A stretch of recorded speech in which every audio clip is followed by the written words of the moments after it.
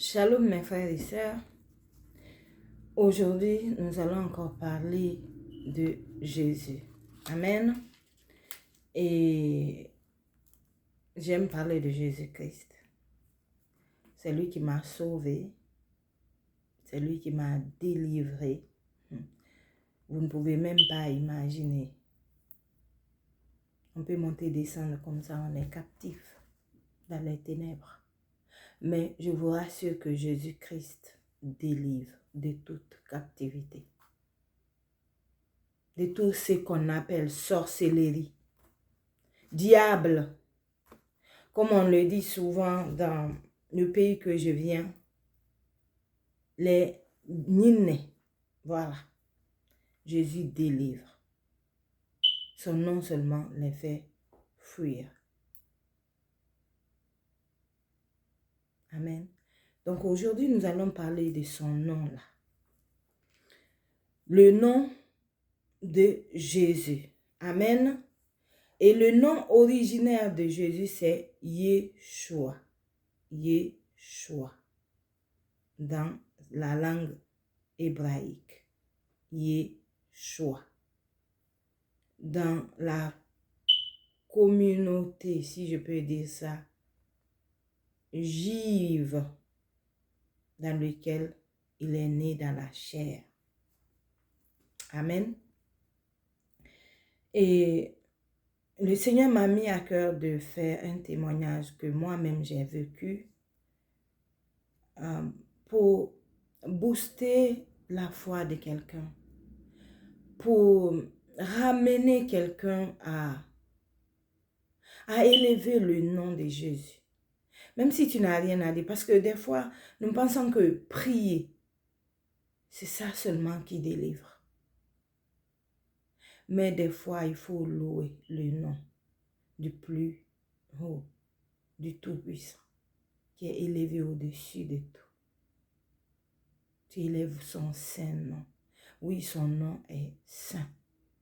Le nom de Jésus, ce n'est pas un nom. Je parle de Jésus-Christ. Jésus, pas Jésus simplement, parce que, bon, je ne sais pas, moi, je n'ai pas encore cette vérité. Amen. Mais j'entends dire qu'il y a un autre Jésus, que d'autres personnes peuvent dire, mais ils ne parlent pas de Jésus. Moi, je parle de Jésus-Christ de Nazareth. Tu élèves le nom de Jésus, Christ de Nazareth. Et si tu le fais régulièrement, mon frère, ma soeur, je ne dis pas que tu ne peux pas avoir des ennemis, des adversaires, mais tu as la victoire parce que en le faisant, tu marches avec lui. Quand tu élèves le nom de Jésus, il est là. Oui. Quand tu adores Dieu, il se manifestera. C'est obligatoire, c'est dans sa nature. Si tu l'adores, il se manifeste. Alors tu n'es pas seulement obligé de prier, prier et de supplier. Tu peux prier, supplier, tu peux déclarer. Tu peux proclamer. Mais il faut louer le nom de Jésus. Loue son saint nom. Adore-le. Loue-le et adore-le. Amen. Donc aujourd'hui, comme je l'ai dit, le nom de Jésus-Christ est au-dessus de tout autre nom. Et c'est dans la Bible. Et on peut lire cela. Je vais vous le lire, le verset. Mais pour vous montrer que le nom de Jésus est puissant, on va aller dans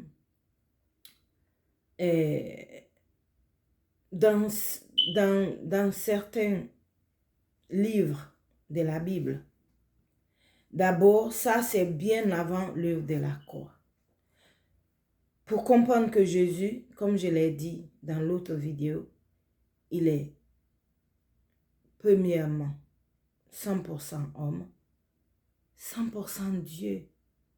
J'allais dire Il est 100% Dieu et 100% homme. Premièrement, Dieu, 100% homme, parce que il s'est dépouillé, dit la parole. Amen. Je peux même vous le lire maintenant. La parole de Dieu dit dans Philippiens 2. Je vais commencer à partir du verset 5. C'est Paul qui parle, qui a écrit. Il dit, ayez en vous les sentiments qui étaient en Jésus-Christ, lequel, verset 6, lequel, existant en forme de Dieu, n'a point regardé. Il existe en forme de Dieu, mais il n'a point regardé comme une proie arrachée d'être égal à Dieu. Mais verset 7, mais il s'est dépouillé lui-même en prenant une forme de serviteur, en devenant semblable aux hommes, en devenant semblable aux hommes. Il a pris une forme de serviteur en devenant semblable aux hommes. J'ai dit égal à Dieu. Ok? Égal avec Dieu. Donc, je vais vous préciser ça. On n'a pas plusieurs dieux comme certains le disent. Certains chrétiens ont trois dieux. Dieu n'est pas trois. Amen. Il y a un et unique Dieu. Amen. Un et unique Dieu. C'est comme toi ou moi qui te parle. Il y a une seule Mariama. Mais en Mariama, j'ai mon corps que tu vois. Tu sais que j'ai mon âme et j'ai mon esprit. Parce que moi, je suis né de nouveau. J'ai l'esprit de Dieu à moi. Mais j'ai mon esprit. Amen. Donc, quand je meurs, mon corps est couché, mais mon âme s'en va. Donc, tu sais que mon âme qui va là, continue à vivre. Mon esprit. Amen. Mais mon corps va être enterré. Mais tu sais que toi-même, quel que soit ton, comment on appelle, catégorie religieuse, tu sais que l'âme ne meurt pas. Amen. Donc, il ne faut pas se dire, ils ont trois dieux. Non, il n'y a pas un trois dieux. Amen. Donc, comme je l'ai dit la fois dernière, dans 1 Jean, chapitre 1, verset 1, au commencement était la parole, donc Jésus-Christ qui est la parole de Dieu. La parole était avec Dieu, amen, avec Dieu, la parole était Dieu, c'est un, amen, était avec. Comme Paul l'a dit ici, n'a point regardé comme une proie arrachée d'être égal avec Dieu. Donc, c'est la même et unique personne. Seulement, il a pris, comme Paul l'a dit, la forme humaine, devenant semblable aux hommes. Il a pris la forme d'un serviteur pour venir servir et se rend semblable à un homme normal, simple. Amen. Donc, comme je l'ai dit, aujourd'hui, on ne va pas rentrer dans les détails de qui est Jésus en profondeur, mais parler de son nom. De son nom très élevé, de son nom qui sauve, son nom qui délivre, son nom qui renverse les autels sataniques, les paroles prononcées dans les ténèbres contre ta vie, contre tes enfants, contre ta famille, contre ton mariage, contre ta santé. Les œuvres des ténèbres. Son nom les renverse. Tout autel qui est fait contre ta vie, le nom de Jésus-Christ les renverse. Le nom de Jésus-Christ te délivre de toute emprise. Moi, je suis comment on appelle, un témoin vivant. Amen. Et je sais que Dieu m'a délivré de beaucoup de choses. Et il continue à le faire. Donc, mon frère, ma soeur, il faut le croire. Il faut le croire. Quelle que soit l'adversité, si tu marches avec Jésus, sois-en sûr. Même si tu n'as pas encore les résultats, si tu marches vraiment avec lui, de tout ton cœur, tu auras ta délivrance. Amen. Donc, comme je le disais, on va aller dans le livre des Actes, Actes des Apôtres. On va lire le chapitre 19 pour te montrer le nom de Jésus, qui est le nom élevé au-dessus de tout autre nom. Amen. Donc, Acte 19, à partir du verset 15, on va aller 15 et 16. Amen. Et ça parle des deux frères qui ont décidé de jouer le jeu de chasser les démons au nom de Jésus. Et je te prie, mon frère, ma soeur, oui, le nom de Jésus est puissant. Mais si toi-même tu es dans les ténèbres, tu ne peux pas chasser les ténèbres. Le ténèbre ne peut pas se sacher. Amen. Il faut être dans la lumière. C'est la lumière qui dissout les ténèbres. La lumière dissout les ténèbres. Même aujourd'hui, j'étais en train de prier. Au fait, il y a une situation qui s'est passée. J'ai juste eu ce sentiment de prier avec cette personne. J'ai pris ses deux mains. Et aussitôt, le Seigneur m'a montré une agitation. Les ténèbres, la lumière était tellement loin. Tu vois la lueur de la lumière dans ces ténèbres à peine. Et les ténèbres étaient complètement agitées. Et cette personne était aussi. Amen. Mais quand j'ai commencé à prier, déclarer au nom de Jésus, à proclamer que Dieu, oui, ceux qui sont en Jésus-Christ, tout pouvoir nous a été donné aussi. Je vais dire, nous avons reçu l'autorité. Voilà, c'est le mot. Nous avons l'autorité. Jésus a dit, voici, je vous donne le pouvoir de marcher sur les serpents, sur les scorpions et sur toute la puissance de l'ennemi et rien ne pourra vous nuire. Donc, je rectifie. Nous avons le pouvoir de marcher sur les serpents, sur les scorpions et sur toute la puissance de l'ennemi. Toute. Amen. Toute. Il n'y a pas ça et ça, c'est tout. Quand j'ai déclaré ça, j'ai commencé à prier au nom de Jésus que la lumière de Dieu vienne dissoudre ces ténèbres. Et j'ai déclaré, moi aussi je suis la lumière parce que j'ai reçu cette lumière de toi. Tu nous as appelé que nous sommes lumière du monde. Au nom de Jésus, ma lumière éclaire ces ténèbres. Et je vous assure, moi-même ce que j'ai vu, c'était, oh mon Dieu, j'ai vu l'endroit clair. L'endroit était ténébreux, sombre, mais sombre. Mais j'ai vu les gazons et les arbres. C'était un endroit propre, clair. C'était maintenant clair comme ensoleillé.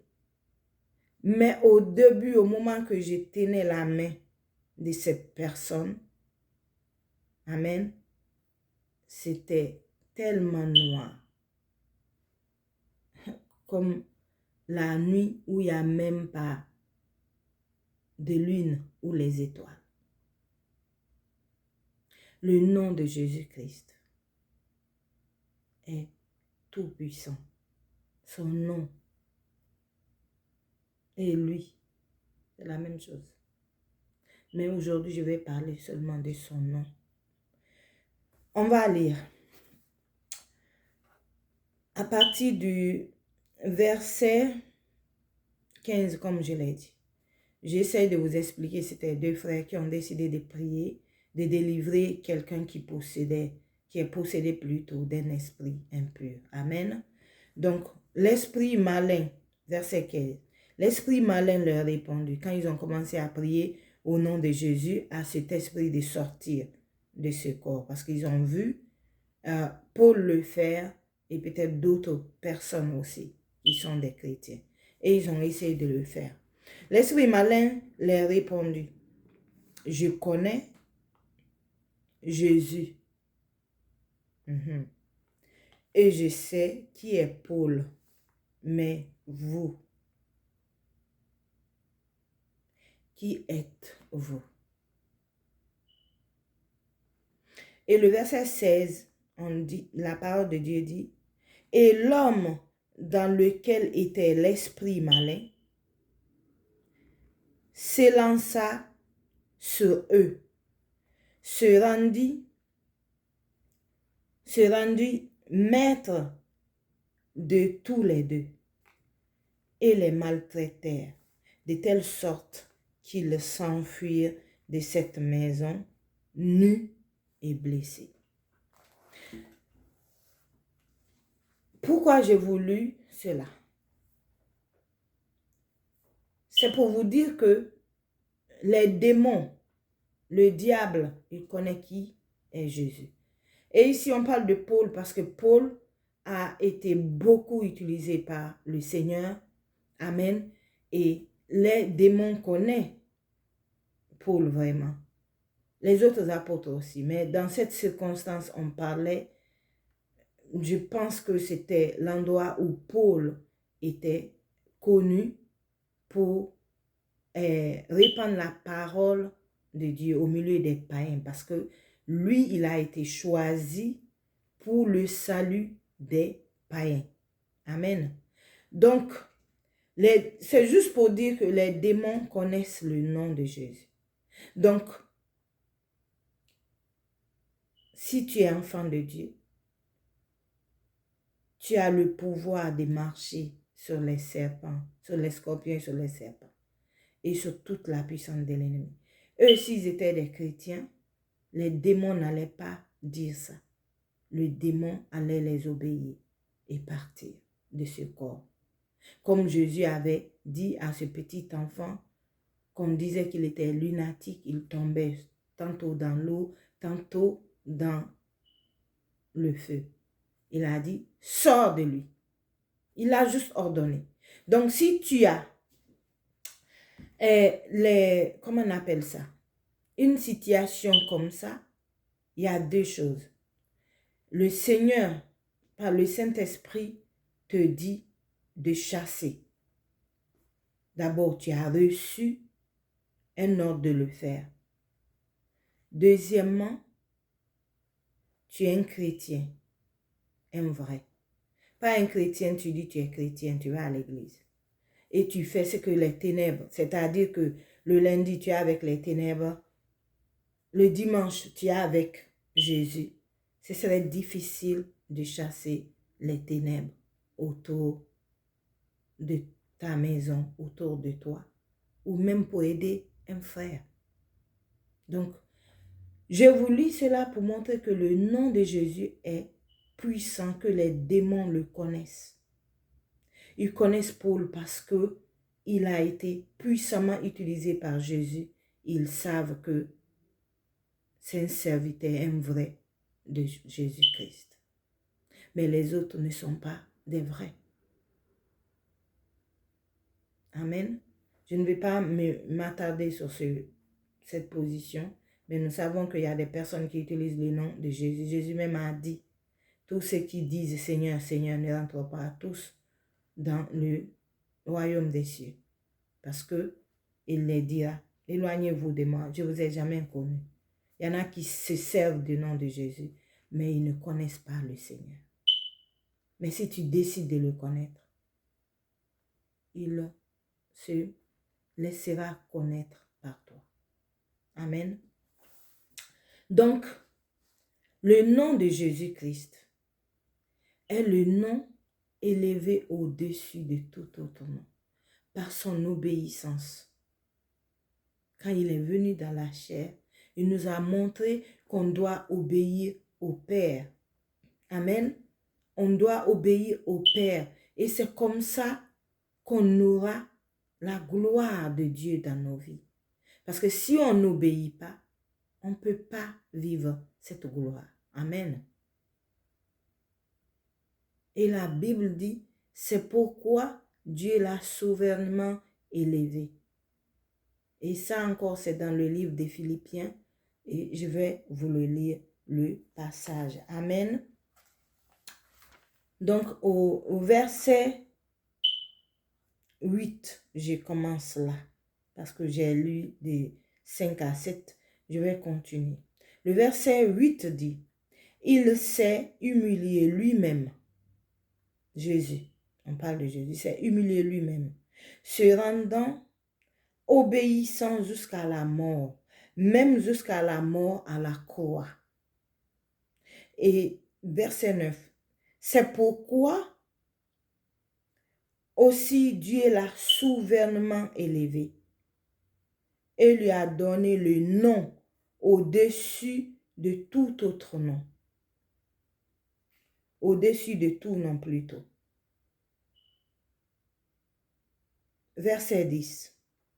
Afin qu'au nom de Jésus, tout genou fléchit dans les cieux, sur la terre et sous la terre. Dans les cieux, sur la terre et sous la terre. Verset 11. Et que toute langue confesse que Jésus-Christ est Seigneur à la droite de Dieu le Père. Amen. Donc, Jésus s'est humilié. Jésus qui a quitté sa gloire et qui est devenu un simple homme, simple serviteur.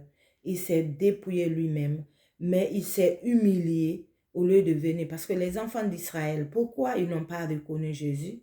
Les Juifs, c'est parce qu'ils attendaient un roi.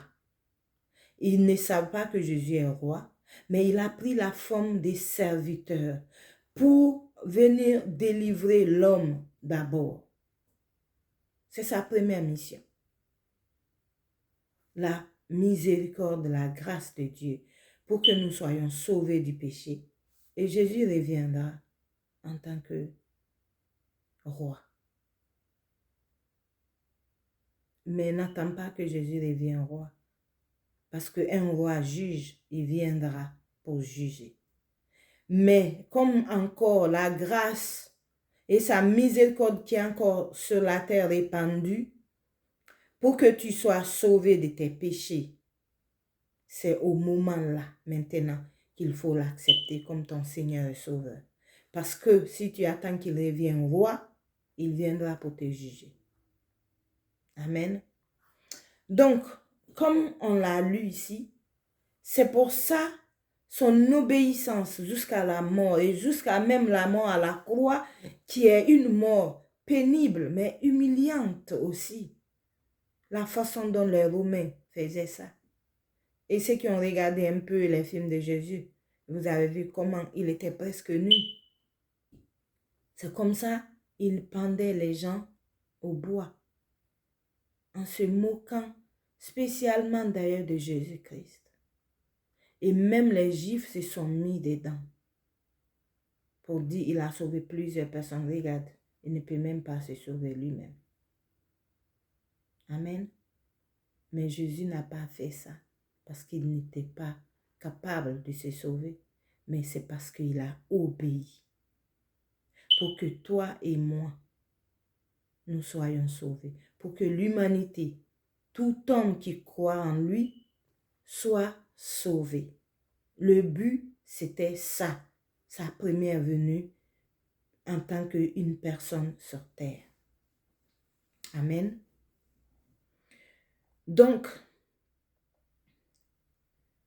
pour vous dire que le nom de Jésus-Christ a été maintenant, à cause de cette obéissance, élevé au-dessus de tout autre nom, au-dessus de tout.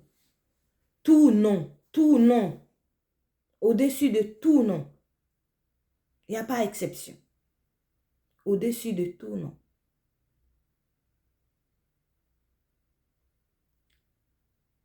Si tu élèves son nom, mon frère, ma soeur,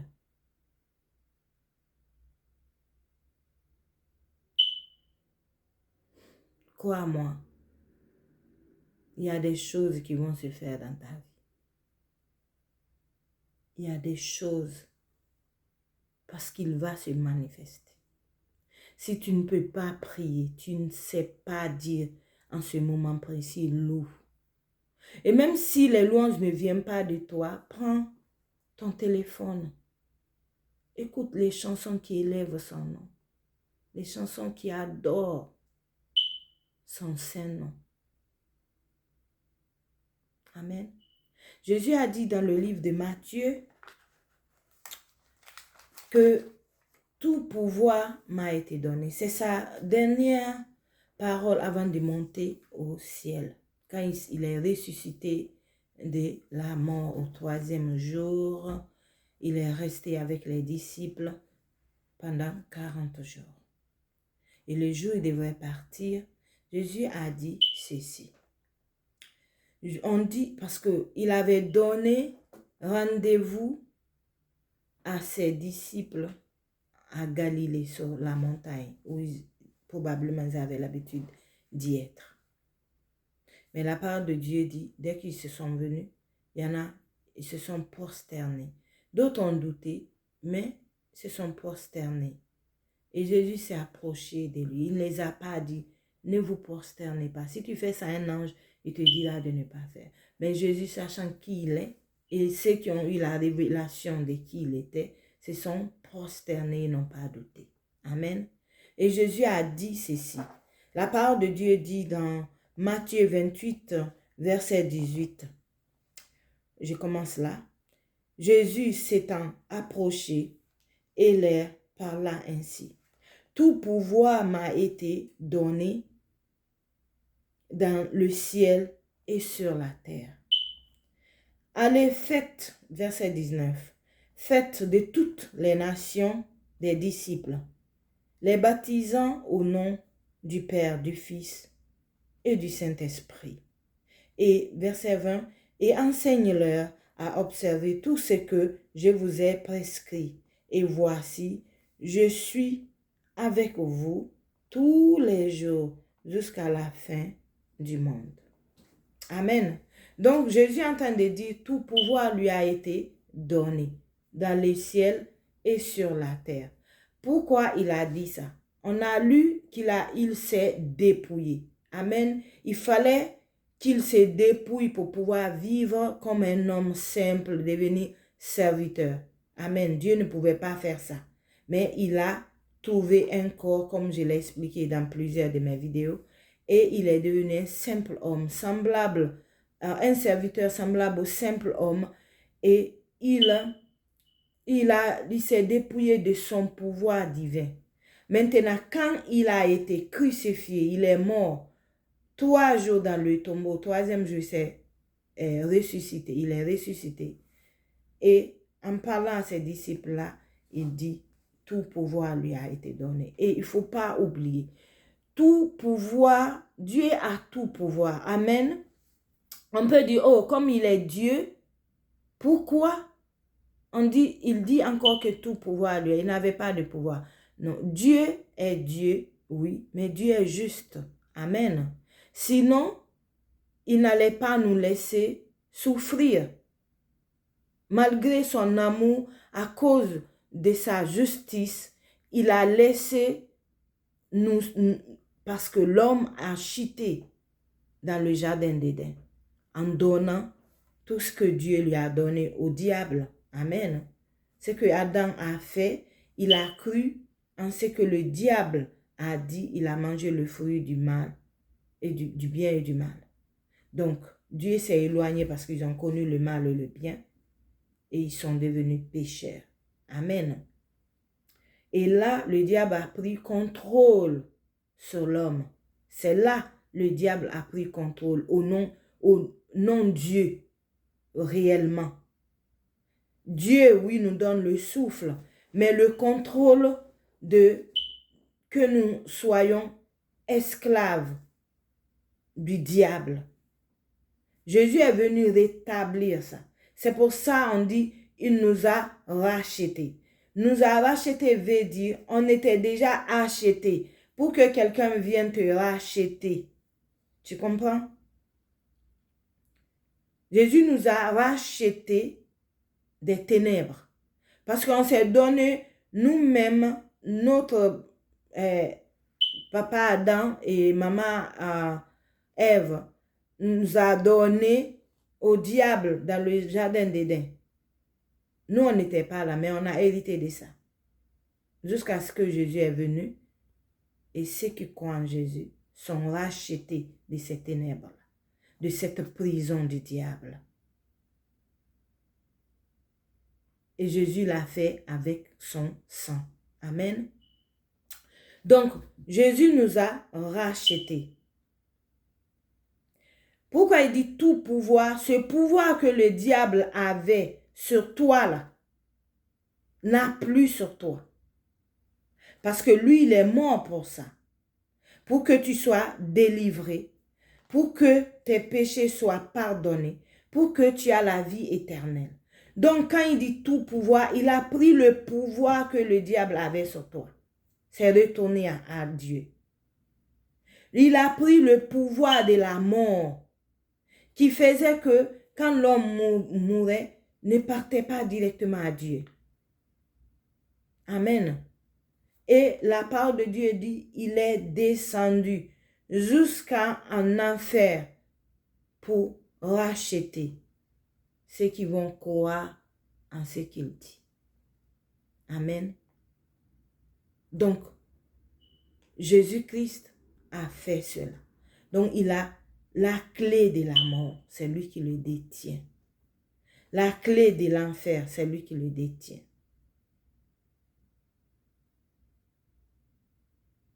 Le diable n'a plus le pouvoir sur toi si tu es en Christ. Parce que Jésus a tout le pouvoir. Tout. C'est fini. C'est comme au départ. Adam et Ève étaient là. Dieu avait le plein pouvoir sur eux parce qu'ils obéissent à Dieu. C'est quand ils ont désobéi, ils ont écouté le diable, que le diable a pris contrôle sur eux. Jésus est venu rétablir pour prendre contrôle sur tout. Mais pour ceux qui vont rentrer dans cela, ceux-là qui vont croire en lui. C'est ceux-là qui croiront en lui ou qui ont cru en lui, qui rentrent dans cette parole, la possession de cette parole, libre en Jésus-Christ, racheté, lumière, tu n'es plus dans les ténèbres. Comme Jean dit, que celui qui a triomphé du monde, c'est celui qui croit que Jésus-Christ est le Fils de Dieu. Lui là a triomphé du monde. Amen. Donc, comme je l'ai dit, c'est ce qu'on a en Christ. Son nom là, les démons le connaissent. Et les démons s'enfuient. Et même quand Jésus était d'abord pas manifesté, c'est-à-dire il n'a pas encore passé à la croix, les démons le connaissaient. Et cela dans le livre de Luc, on peut trouver dans le livre de Luc chapitre 4, oui, Luc 4, à partir du verset 34. C'est quand Jésus est allé voir ce fou de Gadara. Il n'avait même pas parlé. Dès qu'il est descendu de la barque et il est allé vers le monsieur qui était le fou, qui se faisait du mal et tout. Tout le monde l'a laissé vivre dans les sépulcres, c'est-à-dire au niveau des tombes. Voici ce que les démons disent. Ils ont dit, Luc 4, 34, « Ah, qu'a-t-il entre nous et toi, Jésus de Nazareth? Tu es venu pour nous perdre. Je sais qui tu es, le Saint de Dieu. » Les démons le connaissaient qu'il était saint. Comme on dit, il était déjà saint. Amen. C'est pour cela, cette sainteté-là, gardée en obéissant à Dieu, même devant la tentation avec le diable. Et il a reçu le nom au-dessus de tout autre nom. Donc le nom de Jésus, comme je le dis tantôt, c'est un nom qui délivre, un nom qui renverse les ténèbres. C'est le nom qui te sauve aussi. Si tu n'as rien à dire, invoque le nom de Jésus. Pour mon témoignage, je crois il y a presque 2 ans, on était en train de prier. Mais soudainement, j'ai senti de louer le Seigneur. Et cette chanson, Yeshua,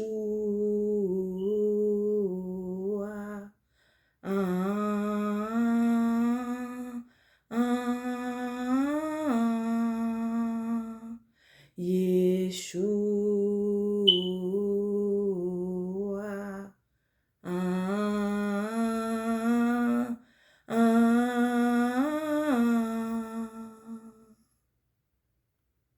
à toi le pouvoir, à toi la puissance, à toi la gloire au siècle. Amen. Alléluia. Et j'ai senti que le Saint-Esprit me ramenait là. Mais il voulait me montrer quelque chose ce jour-là. Parce que ce n'était pas le seul jour où je louais le Seigneur. Mais des fois, on pense qu'on chante seulement. Mais je vais vous dire un secret.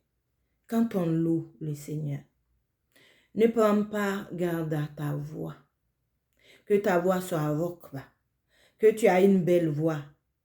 Dis belle voix, ça, je vous assure, c'est le commencement des ténèbres. Parce qu'ils vont te gonfler et te ramener à te focaliser à ta voix quand tu chantes au lieu de te focaliser sur le roi des rois. Amen. Si tu es venu l'adorer, adore-le. Ne tiens pas compte de ta voix si elle monte et descend comme des montagnes russes. Peu importe. Fais-le de tout ton cœur. Et ce que tu dis, dis-le parce que c'est qui vient de toi. Tu ne le forces pas parce que tu le sens comme ça. Ton cœur même est dans l'adoration. Ton âme et ton corps. Amen. Et si tu le fais, Dieu se manifestera. Moi, je sais une chose. Je me rappelle aussi, j'ai décidé de louer le Seigneur, c'était en 2020, toute la nuit, sans dormir. Et je vous assure, le Seigneur lui-même est venu dans cette pièce. Et il m'a dit, j'aime cette chanson. C'était une des chansons de la sœur Nadège qui est mon aîné. Tu es le plus grand. Amen. Et le témoignage que je vous donne là, ça c'était, comme je l'ai dit, il y a presque 2 ans. Et quand je chantais, le Seigneur a ouvert mes yeux. Le ciel, j'ai vu le ciel. J'ai vu les anges. Et je vous dis, le ciel n'est pas tranquille. Hein. Il y a des activités là-bas. Parce que je voyais les anges monter, descendre, marcher. Mais j'ai vu le Seigneur. La vision était comme, ils étaient sur une sorte de château, si je peux comparer comme ça. Tellement beau. Et qu'ils peuvent juste regarder vers la terre. C'est comme s'il y avait une sorte de balcon que le Seigneur a regardé. Il a juste regardé et il a continué. Et j'ai vu, je ne sais pas s'il a donné l'ordre en ce moment précis. Dès qu'il a continué, j'ai vu les anges qui ont pris des trompettes. Et ils nous ont accompagnés, parce que j'ai chanté avec mon mari. Ils nous ont accompagnés. Amen. Avec la trompette. Et je vous dis ce que Dieu m'a montré dans les ténèbres. C'est juste que, pour comprendre, quand on loue, louons Dieu, élevez le nom de Jésus. Ah. Le Seigneur m'a montré les ténèbres. Comment les trompettes et notre chant